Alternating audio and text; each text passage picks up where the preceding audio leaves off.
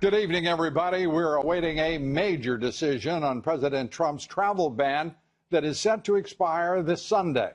Sources close to the process say the Trump administration is expected to replace the president's original executive order affecting 6 Muslim countries with new, more targeted restrictions on as many as 8 or perhaps 9 nations.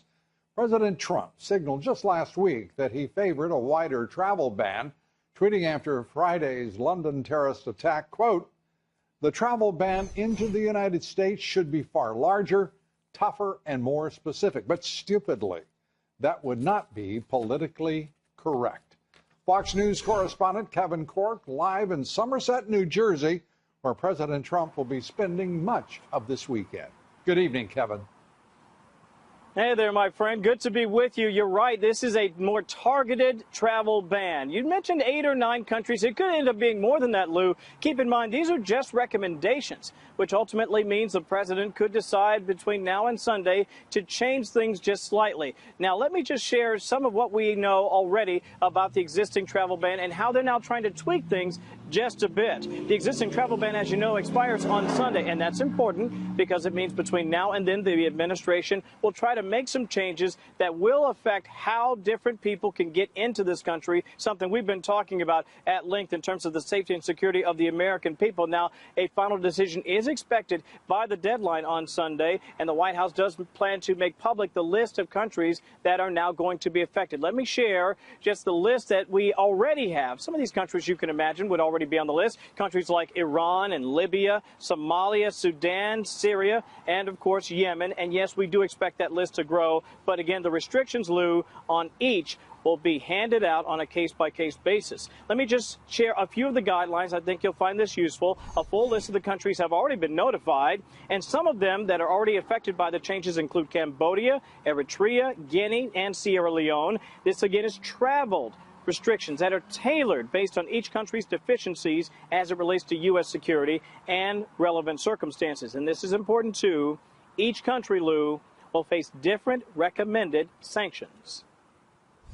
What the travel ban is a first step in better screening, better sharing of information, to encourage governments to meet the requirements that we have so that it allows us to protect our own people.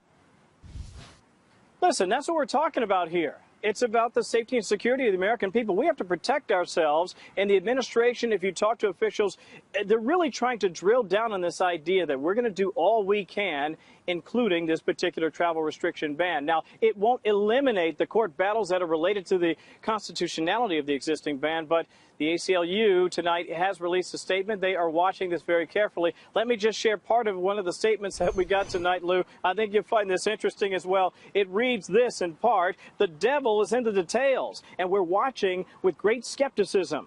This looks to be the Trump administration's third try to make good on an unconstitutional campaign promise to ban Muslims from the United States. Now, of course, the White House will tell you this has nothing to do with the religious affiliation. This is about making sure that people coming from terror-prone countries don't get here, which, of course, could put us all at great risk. Again, we'll be watching how this unfolds, my friend, between now and Sunday. But for now, back to you. Kevin, the constraint of the restraint and constraint of the ACLU, remarkable there. They just simply blanked it unconstitutional. I don't know why he's waiting or watching anything. He seems to have already made up his mind. And then, by the way, his conclusion is not surprising coming from the ACLU on these travel bans. Yeah. It's quite something. Here is a president who has had to deal with a cadre of left-wing district court judges to get the American people to a point where he can even refine these executive orders to protect the nation. It's really stunning stuff.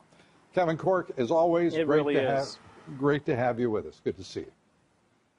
The federal government has notified 21 states that hackers targeted their election systems last year.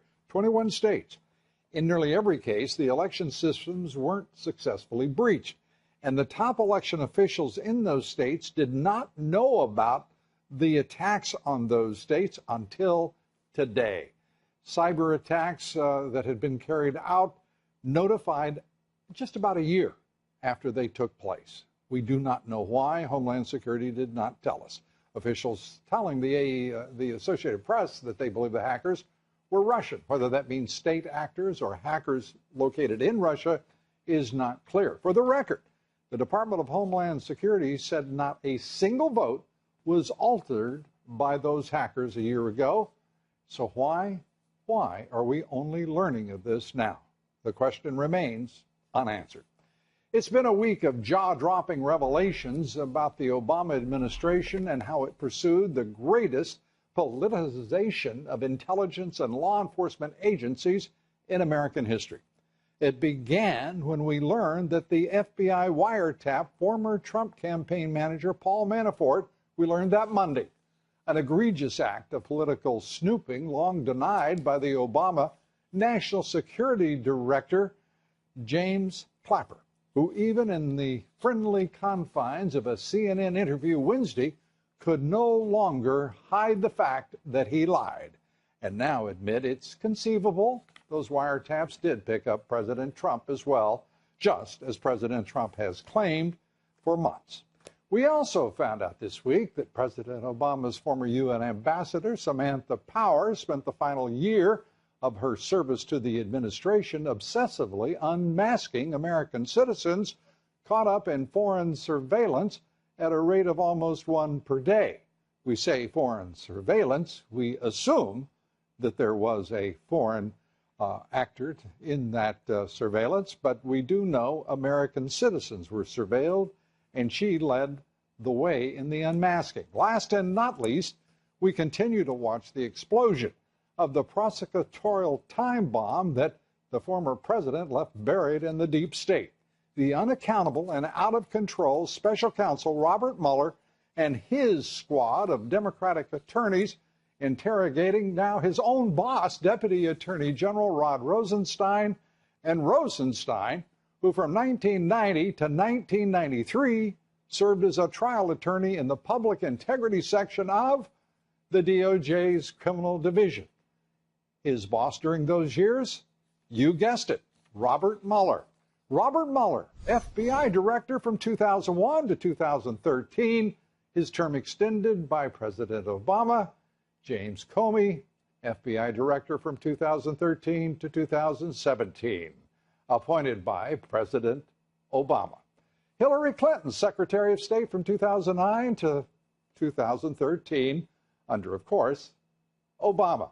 And yet still, after all of that, these damning revelations, no one in Congress has yet called for a special prosecutor to examine the entire layout of corruption within the Obama administration, the tangled, tawdry web of partisan players who politically weaponized the FBI, the CIA, FISA, the Internal Revenue Service, the State Department, the entirety of the bloated government bureaucracy in direct opposition to the democratic principles that this country was founded on.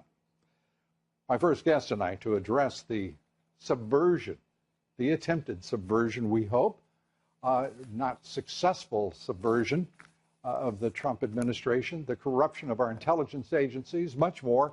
Joining us tonight, Ambassador James Woolsey, former director of the Central Intelligence Agency.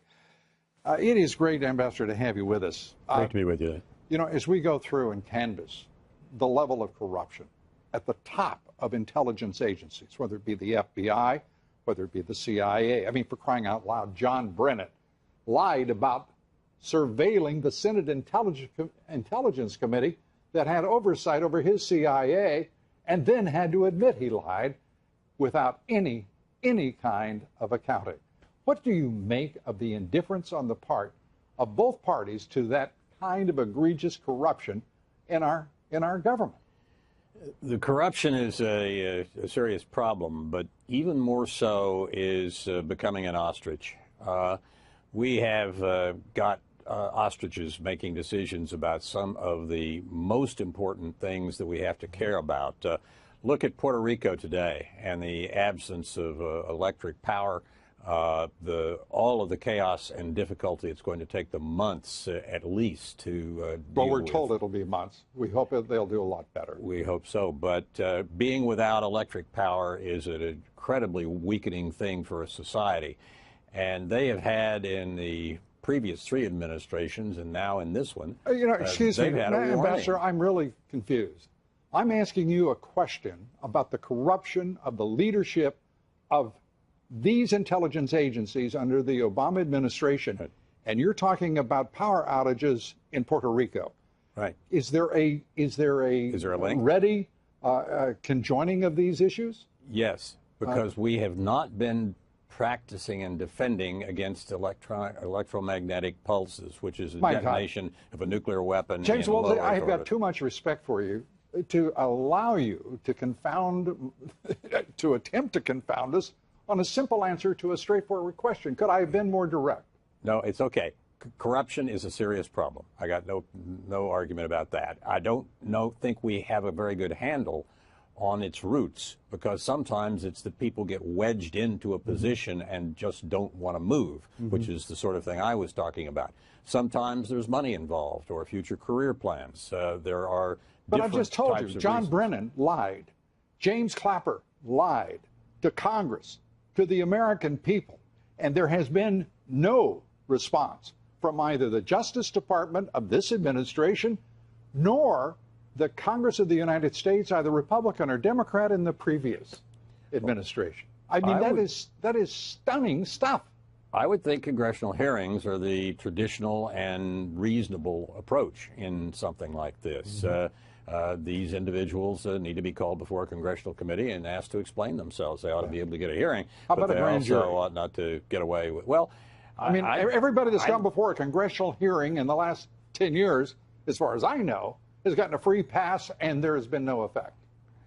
Well, if the Democrats, let's say, get a free pass from a Republican administration, then maybe it's because they didn't do something wrong, or maybe it's because there's just a lot of confusion. But the main thing seems to me to be that we have to both get our leaders to wake up and not be asleep at the switch on some of the issues like I was discussing, and we have to keep them honest. And those are full-time jobs. Yeah. Let me say just on, and I accept that as your conclusion, but as far as Puerto Rico's concerned, sir, I mean, they've got $80 billion in debt that will never be repaid. Right. They are bankrupt. They are corrupt to the bone, and we have seen it. And they are democratically led, and there seems to be a strong correlation to corruption on the part of the Democratic Party. So with that, I just leave that with you as you consider and contemplate the source of corruption even on island territories of the great United States. One of the institutions that had the biggest problem with corruption in Puerto Rico is the electricity grid. Yeah. If you're not doing that right, everything in society falls apart. Yeah. Well, we've got plenty of problems. We need some men that have some solutions. We appreciate it, Ambassador. Good to have you with us, Ambassador James Woolsey. We're coming right back. Much more straight ahead. Stay with us. President Trump today condemning his predecessor's failure to deal with North Korea's provocations. The United States has had representatives working on this problem for over 25 years. They have done nothing. We take up the rising tensions between Pyongyang and Washington with General Jack Keane. Iran responds to the president's UN remarks, showing off its brand new long-range ballistic missiles. We take up Iran's defiant conduct and its potential threat. Much more straight ahead. Stay with us. Kim Jong-un lashing out at President Trump again today, calling him a, quote, mentally deranged dotard. If you're wondering what that means, it's a weak or senile old person, and a word, frankly, I'd never heard before. But aside from that, it's meant as an insult that I'm sure does not faze anyone in the Trump administration. For more now on the showdowns that seem in prospect with North Korea and Iran, I'm joined by retired four-star General Jack Keane, Fox News military analyst. General, great to have you with us.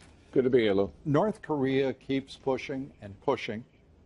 The difference is this time it appears, I underline appears, that Xi Jinping has joined with the president to try to begin to bring Kim Jong-un under control. Your thoughts? Yeah, absolutely. I mean, President Trump, from the very outset down in Mar-a-Lago, has always understood that the path, the best path to denuclearize North Korea is through China. And he's finally got China's attention in a way that no president, the three previous presidents, have not been able to do if what has been said turns out to be a reality, and let's take it at face value. And that is quite an accomplishment. And why is that really happening? Why is that? Well, the fact of the matter is President Trump instinctively knows what I think Roosevelt knew, Kennedy knew, Reagan knew, and he knows that big power competition is fundamentally a test of will. Test of wills. And he feels that instinctively. And he knows that he has to get inside President Xi's head and Kim Jong-un's head and let them know that he is serious. He is not going to let Kim Jong-un have mobile ICBMs that are nuclearized, move them around, and they can launch them in a matter of minutes. He cannot permit that to happen. And he is about convincing them to do that, and he's on his way to doing that. And that is an accomplishment of itself. It doesn't mean we have an answer, but he has clearly moved the ball. Yeah, and it's the answers that may come could be very uncomfortable indeed. Talking about immense loss of life, if there is to be military action, much of North Korea would, as the president say, be annihilated. It is a difficult process. Until now, we haven't had much hope that China, who, and we've got to be clear, created the monster that is North Korea. No, absolutely. There will be an accounting for them as well, unless they are successful, because no one else really has the implements or leverage to be successful with Kim Jong-un beyond Xi Jinping and the Chinese government. Yeah, President Xi feels some pressure now. There's no doubt about it. He's got the Chinese Communist Party Congress coming up. He's trying to solidify his power. He's one of the most ambitious Chinese leaders that we've had in a generation. He clearly, in my judgment, wants to replace the United States as preeminent global power in the world. He's revising the order, in the Pacific and in Asia. And this thing has finally gotten to be one big pain for him. And I think he and his team are likely going about trying to get a hold of this thing so it stops taking them off the agenda that they have now. But you're absolutely right, Lou, and our audience has got to understand that. They don't have nuclear weapons 12 years ago without Chinese complicity. They don't have ICBMs without Chinese complicity. They don't nuclearize ICBMs without Chinese complicity. But now President Trump says, this is going to stop. I need your help to do this. And if you're not going to help me, then I'm going to go along. I'm going to take care of this. But nothing in that part of the world will be the same after that. General Jack Keane, thank you, sir. Appreciate it. Good talking to you, Lou. Be sure to vote in tonight's poll. Do you believe the level of corruption and abuse of power during the Obama administration now overwhelmingly dwarfs the Watergate scandal? Cast your vote on Twitter at Lou Dobbs. Follow me on Twitter at Lou Dobbs, like me on Facebook, and follow me on Instagram at Lou Dobbs Tonight. On Wall Street today, stocks mixed. The Dow down 10 points, the S&P up 2, the Nasdaq up 4. Volume on the big board, 2.8 billion shares. Apple, the biggest drag on the Dow this week, posting its worst performance in 5 months. Uber losing its London license, a decision that the ride-hailing company says it will appeal, London accounting for about 5% of Uber's worldwide active customers. And a reminder to listen to my reports 3 times a day, coast to coast on the Salem Radio Network. Up next, some in big business choosing politics over running their companies and serving consumers. Their egregious political attacks against President Trump, the subject of my commentary tonight. That and a lot more straight ahead. Stay with me. You've probably noticed CEOs of major corporations have decided to go political, casting aside political and business tradition, political constraint, and attacking not just policies, but in this case, the president himself, personally. The corporatists who are attacking the president and his administration so far haven't been called to account by their customers, their shareholders, or regulators. Apple CEO Tim Cook this week calling immigration the biggest issue of our time, saying Congress needs to continue the DACA program, protecting young illegal immigrants, although it turns out some of them are not so young. In fact, the average age, 26. Apple, one of 800 companies that have decided to go political. Amazon, Facebook, and Google calling on Congress, imagine this, to preserve DACA. No business sector is more focused on politics and efforts to undercut President Trump than technology companies in Silicon Valley. The 5 largest companies in this country by market cap are all technology companies, and they've spent about $50 million on lobbying over the past year, double what the 5 largest banks spent. But financials and technology, those 2 sectors are planning to spend a lot more. The CEOs of those companies aren't adding anything to the debate on immigration, while obviously losing focus on elements of their own businesses. Demand for the iPhone 8, which hit stores today, tepid at best. Apple Series 3 watch. The iWatch already has cellular connectivity problems, and there are supply concerns about the iPhone 10. It's scheduled to hit stores in November, and there are already questions about whether Apple can hit that schedule. As for Facebook, the only known collusion with Russia over the 2016 election now appears to have occurred only between Facebook and the Russians. Facebook saying it will turn over ads bought by Russians to congressional investigators after Russian operatives apparently spent about $100,000 and bought 3,000 ads on Facebook. The Chamber of Commerce, the business roundtables have spent billions of dollars lobbying for amnesty for illegal immigrants and open borders for the past decade. And now the CEOs of their member companies are desperate. They are desperate because they have spent vastly more money to lobby on immigration than they've spent on any other issue, more than on health care, than on international trade. They have spent billions over the last decade, and they still have not succeeded in silencing the American people. And now the multinationals and their CEOs find themselves on the losing side of this critically important historic argument, on the wrong side of history. How about that?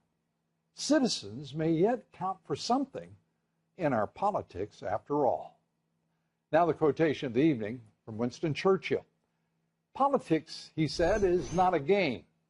It is an earnest business, and it is proving to be so with each passing day, more and more. We're coming right back. Stay with us. President Trump heading to Alabama to campaign for establishment candidate Senator Luther Strange, who trails populist Judge Roy Moore. The president could have stayed out of this race. He could have chosen my opponent for that matter. But he's picked me enthusiastically because he knows it is critical to the implementation of his agenda. We take up the important GOP Senate primary race with the Dean, Ed Rollins. And this jokester finding a unique way to send off summer involving pizza and an iceberg. Of course, you don't want to miss the video here next. We're coming right back with it and much, much more.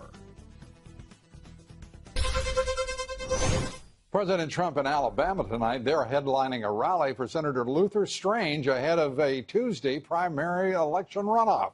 But he's not the only one supporting Strange, who is trailing now in the polls. The U.S. Chamber of Commerce. Get ready. There's a billboard. That's an elegant thing, isn't it? I mean, that's gonna move some votes. In Birmingham, it's touting the president's endorsement with a big old Chamber of Commerce sticker. You know, I think more people may see that sticker than they read that message, and that may move more votes than that message. Efforts to repeal and replace Obamacare tonight. We've had some developments in Washington, D.C. They're essentially dead. In a statement, Senator John McCain said he could not, quote, in good conscience, vote for the Graham-Cassidy proposal, end quote. Senator Rand Paul also dead set against it. Senator Susan Collins is, as she often is, leaning against an issue, and this bill. So it's going to be tough sledding. Joining me now to discuss the repeal and replace efforts, the the dogged determination to kill it, and the Alabama primary, and much more. Ed Rollins, Great America PAC strategist. He served in 3 presidential administrations, chief political advisor to the House Republican leadership, and the smartest man in politics. You're most kind. You know, the critical thing on this health care bill is let's get it over with. Let's not play another week here of trying to get one bill. No sugarcoating? No, it's done. I think there's another 3 or 4 hiding under the cover, and I think to a certain extent they've never made the sale for it. And I think at the end of the day, it ought to be a good lesson for the president now. If he wants to have a tax bill, which is very important, he's going to have to go sell it. He's going to have to basically give a nationwide speech. He's going to have to go across this country and tell people why it makes a big difference, because it will. You know, I understand, and I certainly would not argue with you. I do, though, want to ask a couple of questions. Sure. And that is, this is a legislative effort, and this is something that requires the energy, the persuasion, and the alliance of Paul Ryan in the House and Mitch McConnell in the Senate. Right. How much of this nonsense are we going to see the conference put up with? Well, their heart was. They desperately need leadership. But their heart wasn't either one of them. I mean, McConnell has never been enthused about health care. I love what he said. His idea of an endorsement of this was, it's better than the status quo. Right. You know, and so and the junior senator from his home state is one of the no votes, Rand Paul. So. And I think to a certain extent, Ryan had other thoughts about what should be in a bill, and I just don't think there was ever the enthusiasm. And I think this is something they've all promised. I mean, they're going to pay a price. If this is the debate in the 2018 election, it's going to be a nasty debate for Republicans. I want to turn to Mike Pence. The vice president is acting curious to me, and I want to get your sense of it. He was out pushing tax reform in Indiana today. First of all, that's an interesting place to rev it up. But he was using some first-person singulars. He's going to do this and he's going to do that. He's starting to look like what people suspected he might. And that is, he's running his own political organization, and it seems like it's not designed to support the President of the United States. Certainly not as much to me as it should. Well, at the end of the day, there is no place for Mike Pence unless President Trump succeeds. You can't basically be putting the 46th presidency inaugurals together, assuming something's going to happen to Trump. If Trump's not successful, he won't be successful. He's got a better political operation than most vice presidents have, but the reality is he's there, and he is part of this team, and he better be a part of this team. I happen to like Mike Pence, but I think he's got a big task ahead of him, and he can't get too far. Very likable fellow. No doubt about that. And you know, Indiana's his old state, but he's going to have to play by the Trump game. Well, so why did he create a PAC back in May for himself? I've never seen that. Equally as important, I couldn't quite understand why the president had gone out and basically had his reelection campaign all set up to go. I think the president obviously needs a PAC to go sell his programs.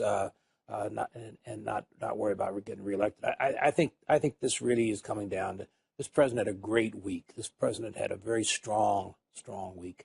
I think the combination of the way he assisted in the various tragedies that were and this speech this week. I mean, he was a dominant force in this week of UN. Is he ever not a dominant force? There may be weeks where somebody doesn't like what he's done or what he said or whatever.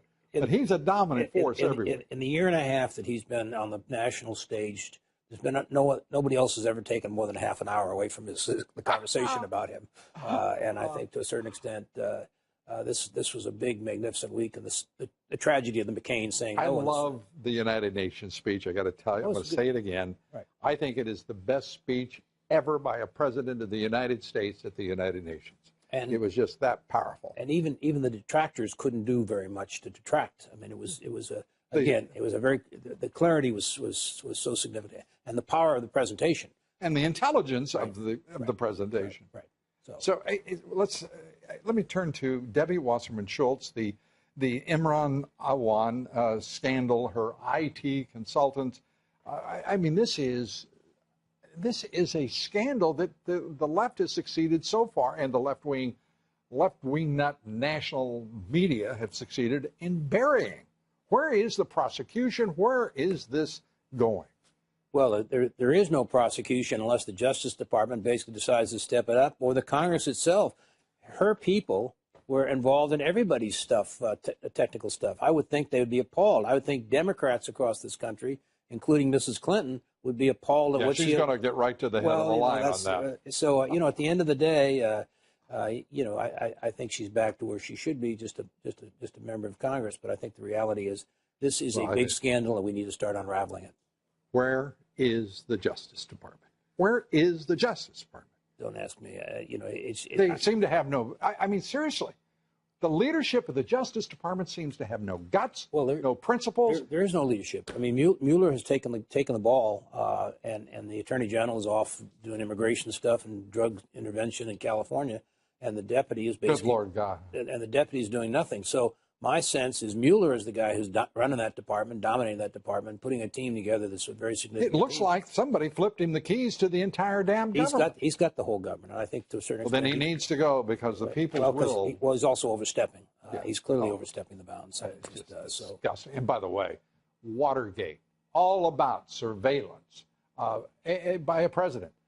And this scandal now is about surveillance. I mean, for crying out loud, the CIA surveilling the Senate Intelligence Agency with oversight over the CIA, the head of the CIA under President Obama lying about it, finally having to admit it. We're watching it with the FBI, lying James Comey, lying Robert Mueller, because in each instance, there is a conflict of interest that is just overwhelming. Well, the president has a lot on his plate, but nothing could be more important than cleaning this element up, and that's what he came here to do. Should he fire Mueller? I would basically certainly take charge of Mueller. I mean, I think he pays a political price if he does, but I would ask for his resignation. Yeah, and light up those investigations. Right. Ed Rollins, great to see you, my friend. Thank you. Have a great weekend. Happy birthday. And thank you very much. You. You're 65, 55, 45? 57. Okay. 57. Great. About your a young. we're about the same age. Young, right. Be sure to vote in our poll tonight. The question is, do you believe the level of corruption and abuse of power during the Obama administration now overwhelmingly dwarfs the Watergate scandal? Please cast your vote on Twitter at Lou Dobbs. And please roll the video. What do you do after completing a grueling 6-week expedition to Greenland? I personally don't have the answer to that. One National Geographic crew member did, celebrating by riding an inflatable pizza. My gosh, are you kidding? Down a 300-foot iceberg into the frigid waters. Can we see that one more time? Yes! Oh my goodness, doesn't that look like fun? Oh no, it doesn't. Well done though, and thank you. Up next, chief executives getting political with J.P. Morgan's Jamie Dimon, offering more brilliant political insights and counsel to the country.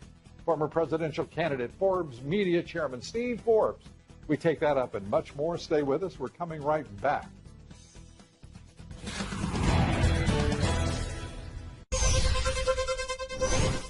J.P. Morgan CEO Jamie Dimon today doing what he's been doing a lot of lately, weighing in on things like the North Korean crisis, saying, are you ready?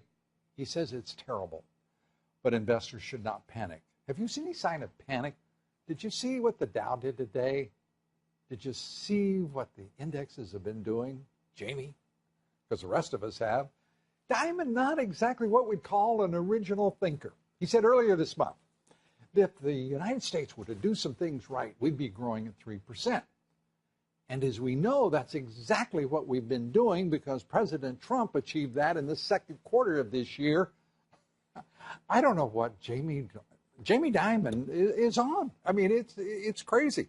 I know he's the new chair of the Business Roundtable, but come on, at least get some original stuff. Joining me now, a man who always has original stuff, Forbes media chairman, editor-in-chief Steve Forbes.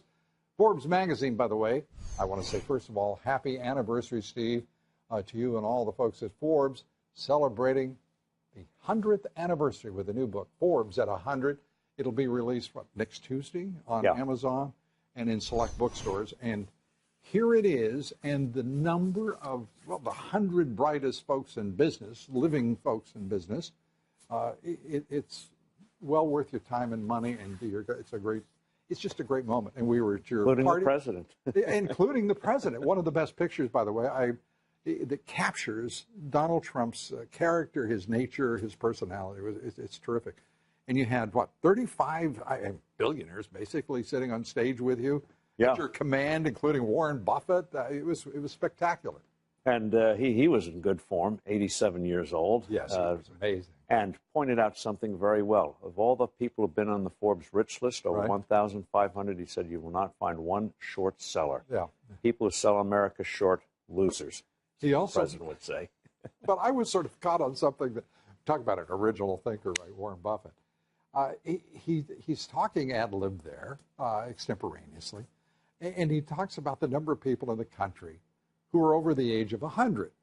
Yes. And I wonder, where's this going? And it's over, I think it's about 54,000 people, if the number, I should check the number, but over 50,000 people are over the age of 100. Then he did a little more research and found out 5 to 1, they're women, principally in that. So there are 10,000 guys hanging in there and 40,000 women dominating, as always. It was impressive. And then he said, maybe I should get a sex change operation. Well, and the fact is that who knew there were that many people that were 100? Yeah. Anyway, a brilliant delight. Thank you. And the party that you threw, the whole evening was wonderful. So another 100 to you, my friend. Thank you. Maybe technology, we can celebrate it 100 years from now. You're going to have to hurry. You're going to have to hurry. Steve, let's turn to Jamie Dimon and the CEOs who are coming out, as we reported here. They're really getting involved in politics. And yes, I am annoyed because they're attacking a president who is making them a lot of money with his stewardship of the economy and his policies and removing regulation and proposing to cut taxes. I mean, why in the world are these CEOs taking these kinds of risks, abandoning tradition altogether? Because many of them are in states where Donald Trump is still not very popular. You have the East Coast and you have the West Coast. West Coast, Silicon Valley, East Coast, Wall Street, and other areas. Are they going to be held accountable? I think they'll be held accountable. Shareholders, by customers, by regulators. Well, regulators. I don't want regulators getting into politics, but well, I don't want CEOs in politics, partner. They've been. So we're going to have to find us a balance. They've been in politics forever. Yeah, well, and I don't one way or mind the them other. pushing chips across the table. It's when they start. In terms of the 3%, they're trying to become oligarchs, aren't they? Well, and this is where harp on a favorite theme of mine. And in addition to the deregulation, of the president's as well. Steve Forbes, good to see you. We're out of time, partner. Again, tax cuts. Congratulations. Tax cuts. I thought we'd leave it there without you got it in. Up next, moments away from President Trump's remarks at a rally in Alabama, we'll be talking about how the state's Senate race is dividing the Republican Party. Dom Giordano, Deirdre Bolton. Join me right after this. Stay with us.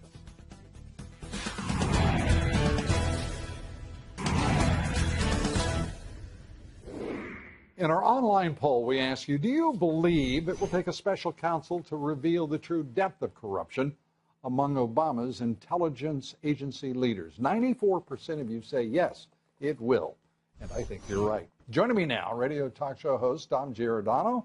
Great to have you with us, Dom. Fox Business's own Deirdre Bolton. Great to have you here. Thank you. Delighted to be here. And let's start with, first of all, the idea that it looks like health care repeal and replace is dead. Well, I was listening to your conversation with you and Ed Rollins. No two smarter people in the room. And so to have Ed Rollins you're half right about that. There we All right. Ed's Where's the man. Ed? Ed's the man.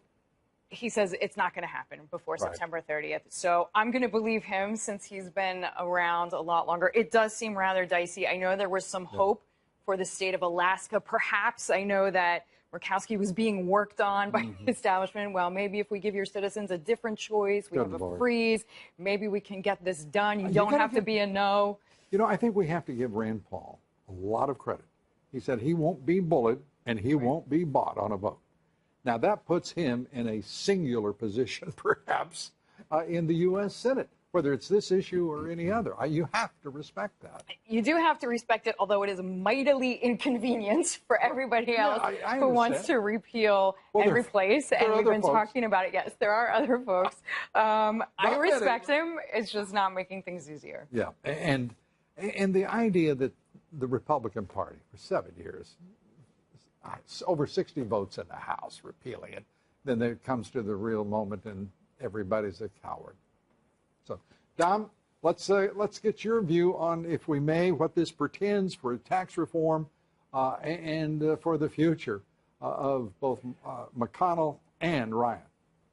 Well, I'm a big fan, Lou, of Rand Paul. He's a friend. He's on the show a lot and all. And I agree, he's a man of tremendous principle. But Rand Paul aside, here's John McCain again, maybe giving cover to a number of these Republicans who just don't want to do this. So it doesn't portend very well for taxes. When you have in Washington, deals are made all the time. These guys were elected to get things done, allegedly to follow the president's agenda. I'm worried, too, Lou, about Alabama. I'm not a fan of Luther Strange. I'm a Roy Moore guy. He seems to be much more a guy that would follow President Trump's agenda. And we're going to hear, obviously, from the president tonight on this, and he's at a Luther Strange rally.